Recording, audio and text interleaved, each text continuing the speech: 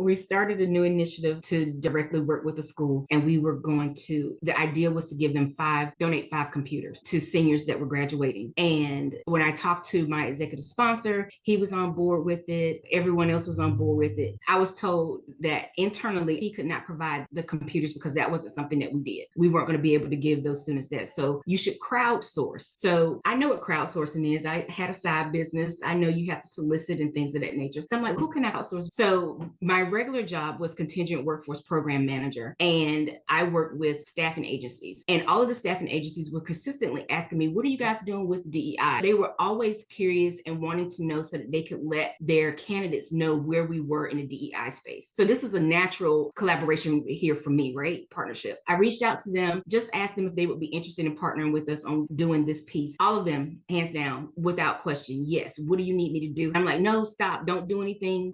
I just wanted to understand that if you were interested, if we could pull it off, how many we could get, so forth. Okay, fast forward, we're trying to work everything through, and this did not go as planned at all. Apparently, there was a lunch that had happened between some senior managers and one of the vendors, and they were saying how excited they were about this opportunity, and some red flags went up. And the next thing I know is I'm being called into my HRBP's office and being given a final warning for policy violation. And when I tell you, it knocked the wind out of me because it just came completely out of left field. There was no conversation about it. There was no nothing. It was just, this is not what you're supposed to do. This is almost quid pro quo. And I'm like, what? The whole nine. Been there 10 years, never been written up, never been reprimanded, anything, and got a final warning just like that. So that one did not work out. The overall Adopt a School program did continue. We did continue with that, but that one piece of it, did not go. I respect you for sharing that. And honestly, again, for you all to not have that ERG program manager, someone who could create guidelines and even advocate for you, like, well, we didn't know that, because you didn't have that. It has to be one of those a bought lesson, as my mother calls them, where you have to learn through the experience, essentially. But oh yeah, they were like, because you're in HR, you should have known this. And I'm like, how would I know that I couldn't ask a vendor, not if you do this, we're gonna do that for you, but would you mind partnering with us? Because how do you differentiate partnerships between the kind of like the, I don't know, swap of service, essentially? Right. Where's mine, essentially? Where does that live? Which I have never even thought about that myself.